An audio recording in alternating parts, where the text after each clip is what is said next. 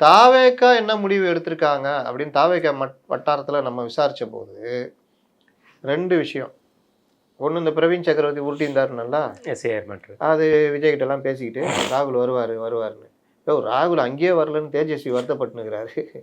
அப்போ போயிடுறாராண்ணா அப்படின்னு. எல்லாம் உங்களை மாதிரி தாங்க தலைவரை, நீங்கள் எப்போவாவது ஒரு தடவை தானே வர்றீங்க. அந்த மாதிரி தான் எங்கள் தலைவர் எப்போவாவது வருவார். அதனால் நீங்கள் எப்போவாவது வரும்போது அந்த அப்பா அவர் வரமாட்டார். அவர் எப்போவாவது வரும்போது நீங்கள் வராமல் இருங்க, கரெக்டாக இருக்கும், தானுக்கு தீனு கரெக்டாக இருக்கும் அப்படின்ற மாதிரி.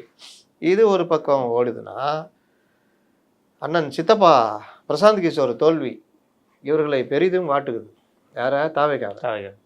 அங்கே மட்டும் அவர் ஜெயிச்சுவார்னு நினச்சிட்டு இருக்காங்க இங்கே இருக்கிற மேதாவிகள். யார்? பாஸ்போர்ட்டு ஆதார்லாம் பிடிங்கிடுவாங்கன்னு சொன்னாங்களா அந்த மேதாவி ரகங்கள். அங்கே அடி சித்தப்பா பெரிய அடி வாங்கினோன்னா இப்போ கூடாரம் கலைஞ்சி போய் கிடக்குது.